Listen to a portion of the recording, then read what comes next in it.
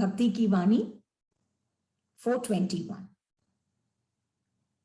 कब समय आएगा जब दृष्टि मात्र से तुम्हारी अनुभूति होगी? कब समय आएगा जब दृष्टि मात्र से तुम्हारी अनुभूति होगी?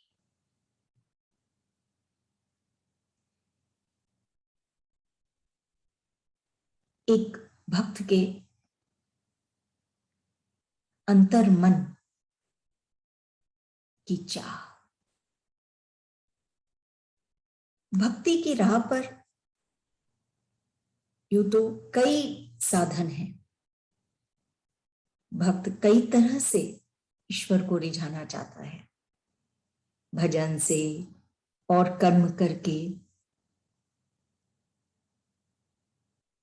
हर तरह से वो ईश्वर को पाना चाहता है। लेकिन यहां जो उस भक्त की स्थिति है वो ये है कि कब आएगा वो समय जब सिर्फ दृष्टि मात्र से तुम्हारी अनुभूति होगी। कुछ करना नहीं पड़ेगा कि हम फल फूल पत्र चढ़ाएं, कि हम अभिषेक करें, कि हम कोई माला जपें, कि हम मंदिर जाएं, कि हमको ईश्वर की अनुभूति हो। वो उसकी इच्छा ये है कि सिर्फ दृष्टि मात्र से वो उसकी अनुभूति पाए। ऐसी दृष्टि हो उसकी कि वो ईश्वर को कण कण में पाए। दृष्टि मात्र से उसकी अनुभूति हो तो क्या तो उसके आगे जब दर्शन होते हैं उसके ईश्वर के तो वो अनुभूति पाए। लेकिन दर्शन कब होंगे? जब तक वो कण कण में नहीं देख पाएगा तब तक दर्शन नहीं हो सकते। क्योंकि ईश्वर तो वो भाव है, वो प्रेम है। उसकी अनुभूति कब होगी? जब वो हर चीज में, हर परिस्थिति में, हर जगह ईश्वर को देख पाएगा। चाहे प्रतिकूल परिस्थिति हो, चाहे अनुकूल परिस्थिति हो, चाहे कोई भी व्यक्ति हो, हर जगह, हर स्थान में, हर पदार्थ में वो उस ईश्वर को देख पाए। सिर्फ उसकी वो दृष्टि हो उसके पास कि वो देख पाए, कि उसकी अनुभूति हो। सिर्फ भक्ति के कार्य या कर्म करके ही हम अनुभूति पाए, ऐसी बात नहीं है। इस वाणी में गुरुदेव कह रहे हैं कि वो भक्त चाहता है कि सिर्फ दृष्टि मात्र से, लेकिन उसके लिए वो दृष्टि कैसे होनी चाहिए? वो दृष्टि इन स्थूल आंखों की नहीं, बल्कि उसके भीतर के भाव की दृष्टि, भीतर की आंखों की दृष्टि, जिसमें भाव है, प्रेम है। भीतर से जब वो देखता है, अपने अंतर मन से जब वो देखता है, तभी वो उसकी अनुभूति पाएगा। ऐसी दृष्टि, पहले तो वो ऐसी दृष्टि बनाए, तब वो भक्त के भीतर में वो अनुभूति होगी। कब समय आएगा जब वो ऐसी दृष्टि बना पाए?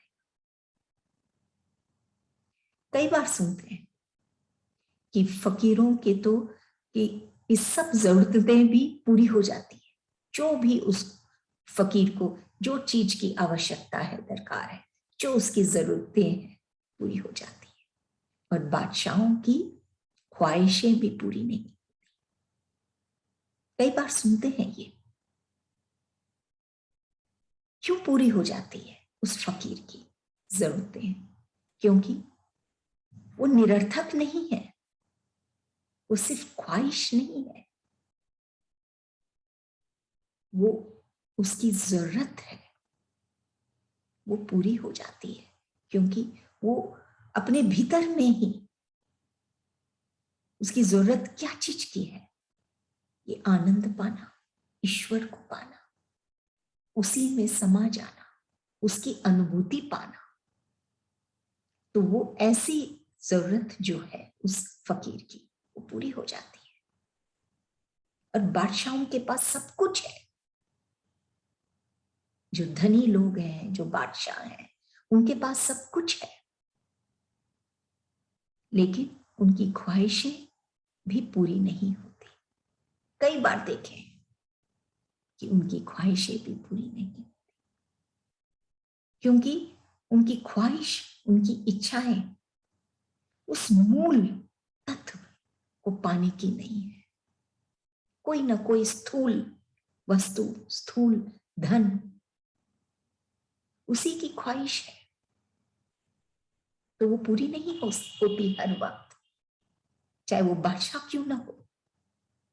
लेकिन एक फकीर की जो जरूरत है वो भी पूरी हो जाती, क्योंकि उसके पास वो दृष्टि है। जो पाना है वो उसको खुद को पाना है, वो धन उसी के भीतर है, कहीं बाहर से उसको नहीं पाना है, संसार में नहीं जाना है उसे पाने, जैसे उसकी जो बादशाह की जो ख्वाहिश है, बल्कि उसके भीतर ही वो धन है जिसको वो पाना चाहता है, और जिससे उसकी जो जरूरत है ये आनंदमय जीवन जीने की, मस्ती भरी ये जो उसका जो जीवन है, उसके लिए वो पा जाता है, क्योंकि उसके पास वो दृष्टि है। वो खुद ही अपने आप को ही, अपने भीतर ही, वो अपने आप से ही वो उस चीज को पाता है, और अन्य लोगों की आवश्यकता ही नहीं। ऐसे ही ऐसा होता है ये भक्त। तब कहते हैं गुरुदेव, कब समय आएगा, भक्त के मन की ये बात है कि कब समय आएगा जब दृष्टि मात्र से तुम्हारी अनुभूति हो। ऐसा समय कब आएगा जब उसकी दृष्टि से ही, सिर्फ कौन सी दृष्टि, भीतर की दृष्टि से वो उसकी अनुभूति कर पाएगा, और कुछ करने की आवश्यकता नहीं, बाहर संसार में कुछ पाने की आवश्यकता नहीं, खुद के भीतर ही उसको पाना है। तब वो जब समय आता है, जब वो हर जगह अपने इष्ट को ही देखता है, कण कण में उसी को देखता है,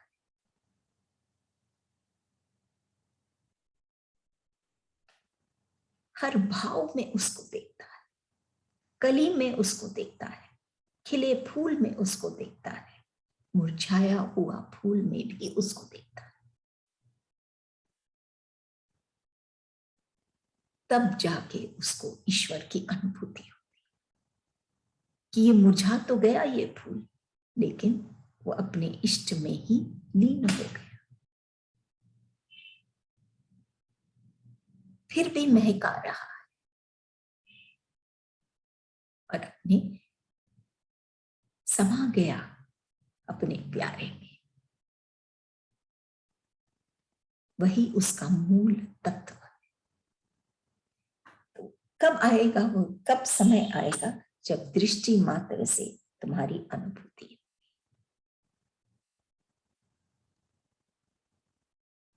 इस पे उसको अपने अभाव, विकार, भय, अहंकार सबसे ऊपर उठना पड़ेगा। जब वो कंप्लीटली अपने आप को मिटाएगा, तब जाके उसकी ऐसी दृष्टि बनेगी कि वो हर समय अपने इष्ट की ही अनुभूति कर पाएगा। वही चाहता है वो भक्त, यही तो चाहता है कि हर हर जैसे गुरुदेव की एक वाणी है ना, क्षण क्षण क्षय क्षय, कि हर क्षण क्षय हो रहा है उस क्षण का, इसीलिए वो हर क्षण को वो जीना चाहता है अपने ईश्वर के साथ, अपने इष्ट के साथ। जब तक अपने भीतर की का जितना भी ये जो अहंकार है, अपने आप को जब तक वो मिटाएगा नहीं तब तक वो दृष्टि नहीं पाएगा। अगली वाणी 422, पागल सब समझे संसार, कोई आश्चर्य नहीं। तुम ही पागल बना रहे हो और दिखलाई भी नहीं देते संसार को। क्या करें, पागल कहकर ही संतोष ले रहा है। पागल कौन है? ये पागल हम कह सकते हैं जो उस ईश्वर के भाव को, उस सत्य को, उस मूल तत्व को जिससे ये सारा संसार टिका हुआ है, उसको जो पा लिया और फिर पाने के बाद वो गल जाता है, उसका कुछ नहीं रहता, सब कुछ उस ईश्वर का ही हो जाता है। उसके भाव, उसकी सोच, उसके कार्य, हर एक चीज ईश्वर से ही जुड़े रहते हैं। ऐसा व्यक्ति पागल जो खुद गल गया है ईश्वर को पाकर, ऐसा पागल। या हम ये भी कह सकते हैं जिसकी अपनी बुद्धि का कोई महत्व नहीं। संसार में उन्हीं को तो पागल कहते हैं जो अपनी बुद्धि को नहीं इस्तेमाल कर पाते, लेकिन यहां पर बुद्धि का महत्व नहीं। बुद्धि होकर भी उस बुद्धि पर विराजमान है उसका इष्ट, उसका अपना नहीं। उसका अपना, जैसे वो भजन की पंक्ति याद आ रही, कभी गुरु मत की जगह मन मत पर अपना ही, कि उस अपने मन पर या इस मत पर, इस सोच पर जब तक गुरु की सोच नहीं होगी तब तक वो कंप्लीटली गलेगा नहीं। उसका खुद की ही सोच रहेगी, तब तक वो इस तरह से नम्र नहीं बनेगा। पागल नम्र भी है क्योंकि वो भक्ति में पागल है। गुरुदेव क्या कह रहे हैं? पागल समझे संसार, कोई आश्चर्य नहीं, क्योंकि जिसके पीछे ये संसार भाग रही है, जो स्थूल दुनिया के पीछे ये संसार भाग रही है, जो आंखों से दिख रहा है उसके पीछे ये संसार भाग रही है, ऐसा नहीं है वो बात। वो तो उसके पीछे व्याकुल है जो इन आंखों से, स्थूल आंखों से दिखता ही नहीं। उसके पीछे वो पागल है, उसके पीछे वो बेचैन है, व्याकुल है उसको पाने। तभी संसार उसको पागल कहती है कि उसको समझ नहीं कि ये चीज की आवश्यकता है जीवन जीने के लिए। लेकिन उसको पता है, उस भक्त को, कि अगर हमको जीवन बहुत सुंदर से मस्ती में जीना है तो हमको इन चीजों की नहीं, हमको ईश्वर की अनुभूति की आवश्यकता है। तभी कहते हैं समझे संसार, कोई आश्चर्य नहीं, क्योंकि वो उसकी दौड़ ही अलग ढंग से है, अलग चीजों के लिए, अलग भाव के लिए। कोई आश्चर्य नहीं, तुम ही पागल बना रहे हो। फिर वो भक्त कहता है ईश्वर से कि तुम ही तो मुझे पागल बना रहे हो। या हम ये भी कह सकते हैं ईश्वर रूपी उसके समक्ष जब वो बैठता है तब ये भाव आता है उसके भीतर कि असली धन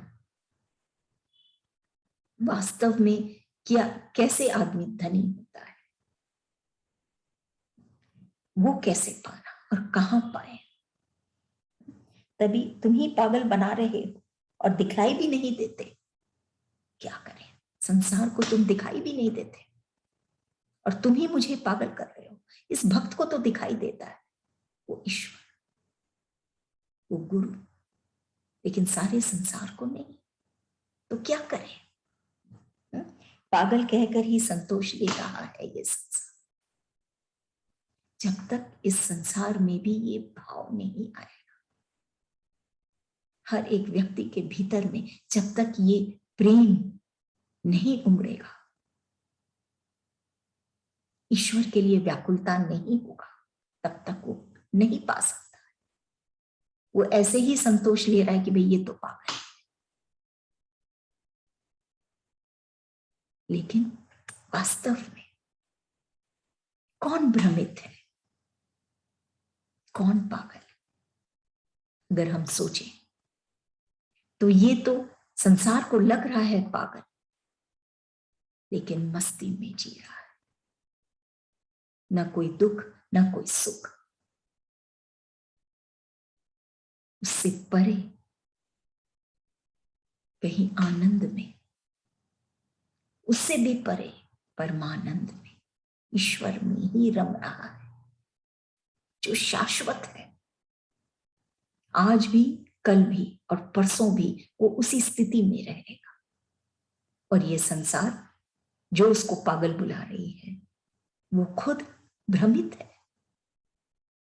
आज कुछ पा लिया इसीलिए खुश है।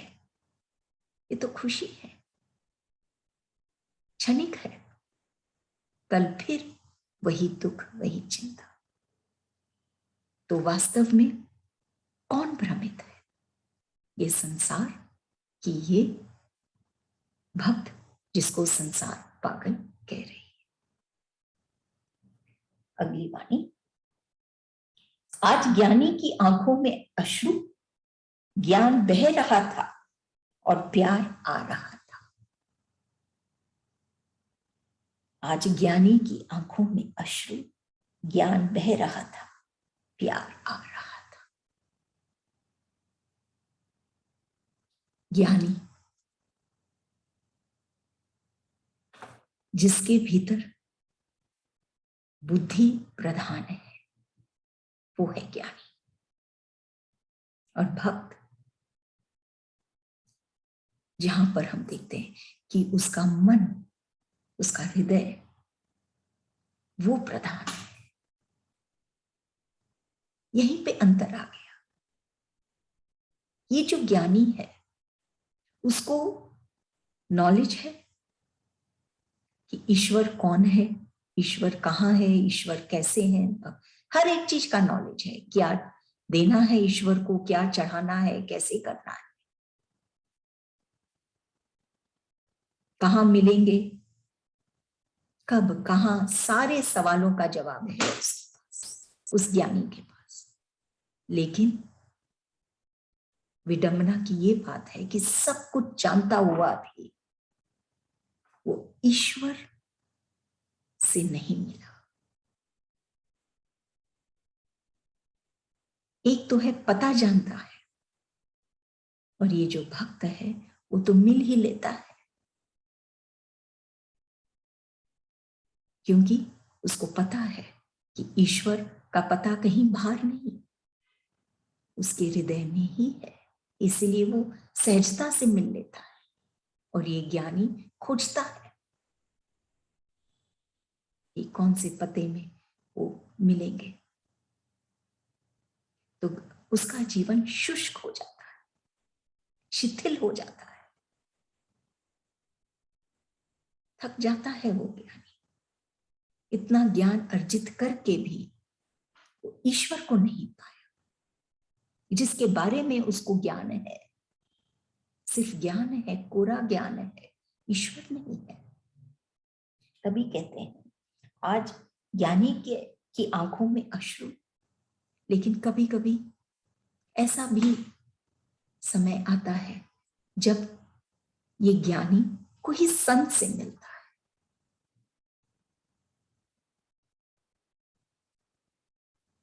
संत कौन? वो जिसका भीतर शांत है। शांत है इसीलिए इष्ट दिखते हैं। साफ है, निर्मल है, इसीलिए इष्ट दिखते हैं। ऐसे है वो संत। तब कहते हैं कि जब वो कोई संत से मिलता है ये ज्ञानी, तब उसको महसूस होता है उस प्रेम का जो अनवरत उस संत के हृदय में बहता ही है, बहता ही जा रहा है।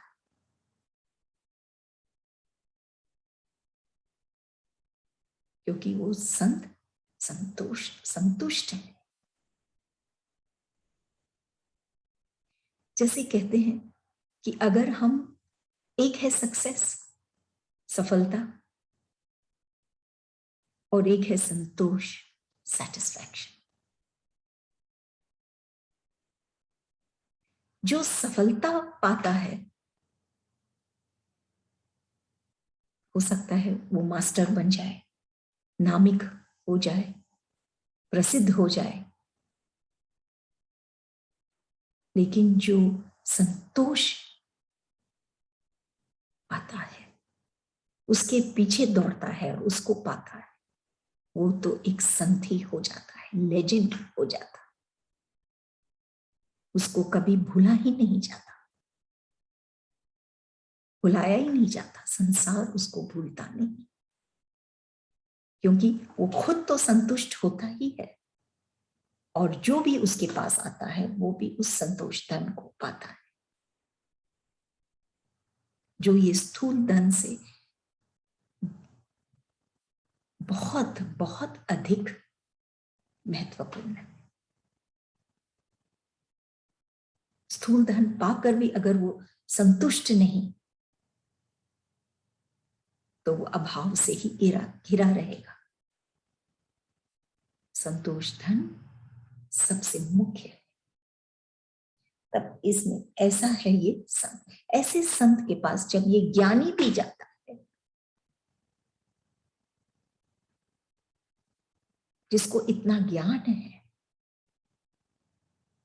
लेकिन बुद्धि तक, जब वो संत से मिलता है, उसके प्रेम को पाता है, जिससे वो संत ओतप्रोत है,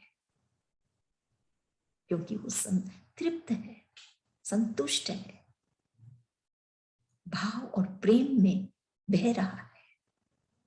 जब वो प्रेम को पाता है, तब कुछ ऐसा घटता है कि वो ज्ञानी के आंखों से भी अश्रु बहने लग जाते। सिर्फ अश्रु हमको गुरुदेव कई बार समझाते हैं। एक है जो ये स्थूल दुनिया में के लिए बहते हैं, और एक है जो वो भाव और प्रेम, वो ईश्वर के लिए बहते हैं। ये ज्ञानी की आंखों से वो ऐसे अश्रु बहने लग जाते हैं जब वो संत का साथ पाता है, कि उसके भीतर का जो प्यार है, प्रेम है, जो हर एक के भीतर है, लेकिन वो जागृत होता है, और उसको जब वो पाता है, तब वो उसका जो ज्ञान है वो बहने लग जाता है। वो उसका कोई मूल्य नहीं रहता, क्योंकि वो तो कोरा ज्ञान है, और ज्ञान बह रहा था और प्यार आ रहा था, और उसके भीतर वो प्यार आ रहा था। सिर्फ हम लिख दें कोई कागज पर, ब्लैक एंड व्हाइट में, कोई बहुत सुंदर श्लोक हो, चाहे वाणी हो, उसका कोई मूल्य नहीं, जब तक कि हम उसमें वो प्रेम या वो भाव नहीं भरते। वो कोरा है, बिना भाव के ये ज्ञानी भी शुष्क है, बिना प्रेम के वो बह नहीं पाता। और जब पाता है तो उसका ज्ञान बह जाता है, लेकिन वो ईश्वर को पाता है जो उसका लक्ष्य है, जिसके लिए उसने ये सारा ज्ञान अर्जित किया। इतना महत्व है ये भाव और ये प्रेम, ये प्यार, जिसको पाकर वो उसके भीतर भी वो प्यार आ गया, जिससे वो हरा भरा हो गया। प्यार में वो तरी है जो कभी भी उसके हृदय कमल को मुरझाने नहीं देती, खिलाए रखती है। ऐसा है ये प्रेम और प्यार जो हम भी अनुभव करते हैं।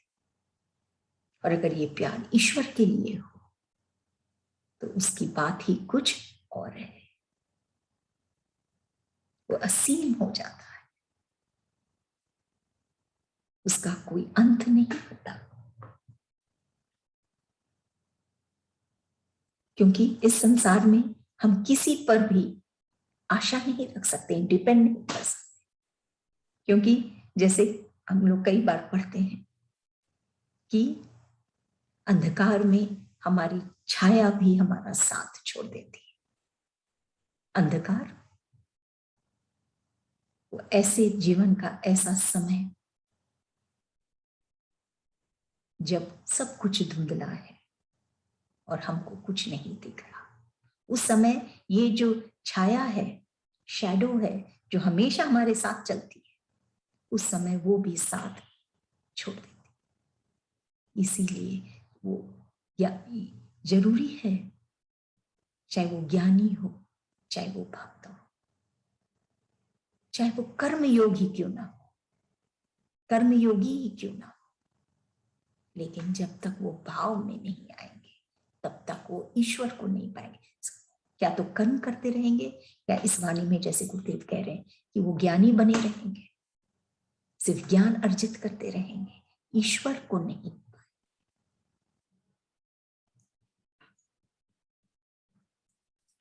अगली वाणी शांत समुद्र में 424। शांत समुद्र में वायु ने लहरें पैदा की, किंतु तुम्हारे प्यार की लहरें प्राणों ने पैदा की कि तुम ही जानो। शांत समुद्र में वायु ने लहरें पैदा की। ये जो दृश्य हमारे आगे गुरुदेव रख रहे हैं, इसको हम देखें कि वो शांत समुद्र है और वो हवाएं चल रही है। वो हवाओं के कारण उस समुद्र में लहरें उत्पन्न हो रही है। हम ये कह सकते हैं कि वह हवाओं के कारण वो लहरें उत्पन्न हो रही हैं, लेकिन ये भी तो हो सकता है कि वो समुद्र में वो जो जल है उसमें भी वो व्याकुलता है, कि वो जुड़ी उन लहरों से, उन हवाओं से, कि वो उछली और लहरें पैदा हुई। तो शांत समुद्र में वायु ने लहरें पैदा की, किंतु तुम्हारे प्यार की लहरें प्राणों ने पैदा की कि तुमने। ये जो तुलना है, एक है समुद्र में लहरों की और हमारे भीतर प्यार की लहरों की तुलना गुरुदेव की है। दोनों ही लहरें हैं, उठती है, एक समुद्र में और ये प्यार की लहरें भीतर में, प्राणों में। अब ये लहरें कैसे उठती हैं? बाहर में तो हम कह सकते हैं वो हवाओं के कारण, लेकिन भीतर में ये जो लहरें उठ रही हैं, ये क्या तुम्हारे कारण, मतलब ईश्वर के कारण, तुम्हारे प्यार की लहरें प्राणों ने पैदा की कि तुमने, कि ईश्वर के कारण ये लहरें पैदा हुई, या वो भक्त के भीतर की प्राणों की के कारण ही ये लहरें पैदा हुई। सच में तो जब तक उस भक्त के प्राणों में वो व्याकुलता नहीं होगी ईश्वर को पाने की, तब तक ये लहरें नहीं उठेगी, क्योंकि वो तब तक ईश्वर से नहीं मिल पाता। तो ईश्वर कैसे फिर उत्पन्न कर सकता है ये लहरें? ये व्याकुलता उठती है भक्त के भीतर, उसके प्राणों में, फिर वो ईश्वर से मिलता है, क्योंकि वो व्याकुलता के कारण वो ईश्वर की अनुभूति पाता है, प्यार में ओतप्रोत हो जाते हैं ईश्वर और वो भक्त, और तब जाके ये प्यार की लहरें उठती हैं। तो प्राणों ने पैदा की कि तुम ही जानो, गुरुदेव वहीं छोड़ दिए बात, तुम ही जानो। लेकिन अगर हम इस चीज पर सोचें तो जब तक ये व्याकुलता नहीं होगी उसके भीतर, उसके प्राणों में, तब तक वो ईश्वर से नहीं मिलता है, और जब तक वो नहीं मिलेगा तब तक वो लहरें प्यार की उसके प्राणों में कैसे उड़ेगी? तो ये दोनों ही आवश्यक है, वो भक्त के भीतर व्याकुलता कि वो ईश्वर को पाए और ईश्वर का दर्शन, ईश्वर की अनुभूति कि वो प्यार की लहरें उसके हृदय में उठे। जब तक वो जल भी अपने आप को सौंपता नहीं उन हवाओं को, तब तक उसके भीतर भी, वो समुद्र में भी वो लहरें नहीं उठती है।